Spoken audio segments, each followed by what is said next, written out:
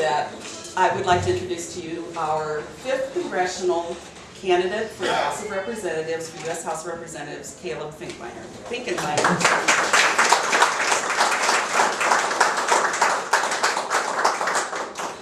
I'd like to thank Maggie for inviting me out tonight. She called me a couple weeks ago and invited me to the dinner, and it's nice to meet everybody when you guys are coming in. I just got to say what an honor it is to be the candidate for U.S. Congress.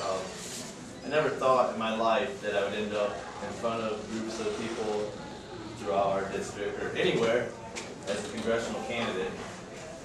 So I'm going to introduce myself to you guys today and kind of explain how I got here. I was born and raised in Defiance, Ohio, about 2 hours north of here. I went to school at Sonora High School. We had about 400 students in our high school from grades 9 to 12. Our graduating class was about 103 people, and that was the largest class in school history at the time. After graduation, I got accepted into a pilot program at a local manufacturer, and what they did was they interviewed students throughout the 4-county area, and they selected 4 students, and I was lucky enough to be one of them.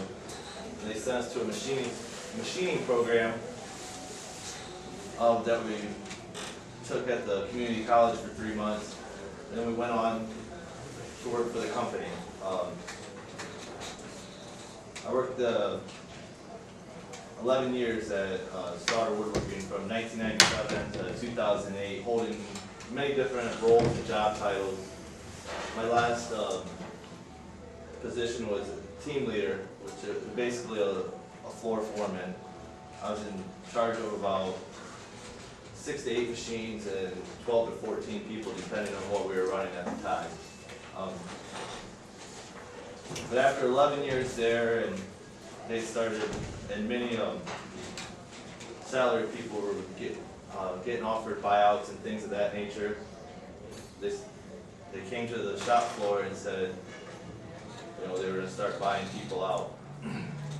And my son was going to be born in a few months, and I had a friend that worked at a chemical plant in Napoleon, Ohio. He said, we're going to be hiring in October.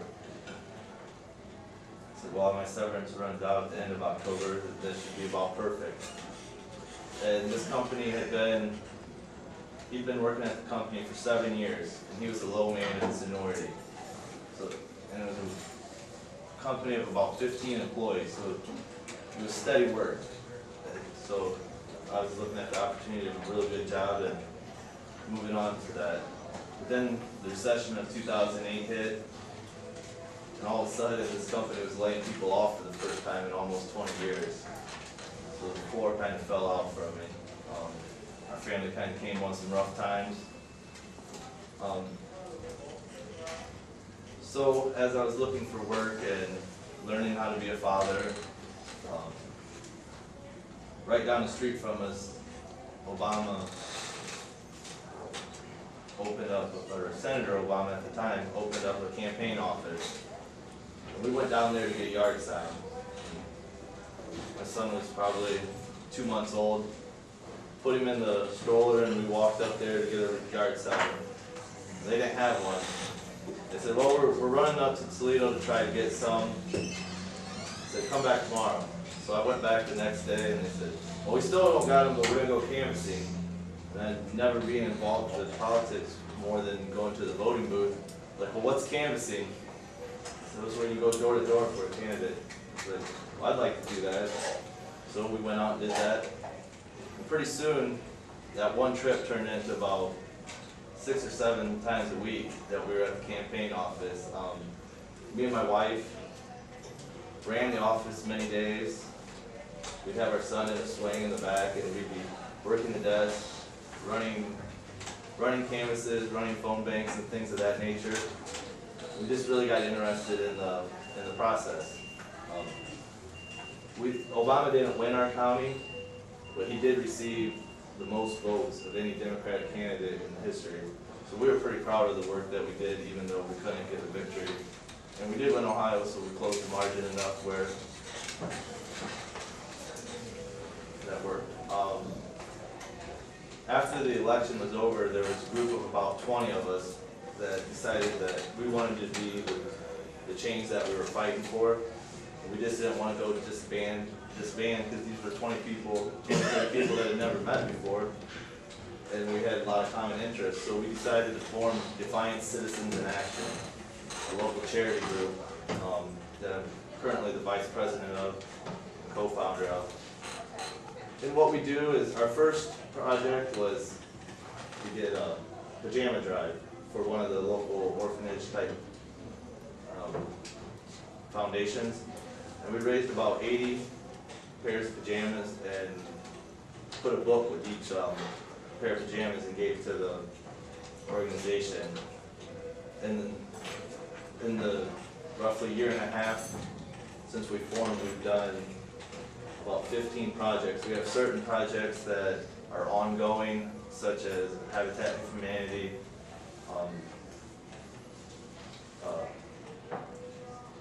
where you get a stretch of highway, they clean it up, and then lost train of thought. Adopt a litter. Yeah, there you go. Adopt a litter program. We've done that, and we're involved with the Friends of Felines. It's a local organization where they take in abandoned animals and such. And so at every month we have a meeting. Everybody brings in a towel or hand soap or something for them to take care of the animals, and we take it out there. Once we get a box full, we take it out to them. Our biggest accomplishment for me, that I think is our biggest accomplishment, is definitely our biggest project. When the earthquake hit in Haiti, we embarked on a 2-week supply drive. We had a lot of help from the local businesses, but in those 2 weeks we collected almost a full, about 3/4 of a semi-trailer full of supplies that got sent to ISO Impact, a charity group in Waterville, Ohio. They got shipped down there, and they had some smiling faces when they seen us roll in with a semi-truck full of stuff that, well, usually people, just bring vans, and we're happy to get what we can get. And they really lit up. That was a good day. It made you feel good that you were doing something real good.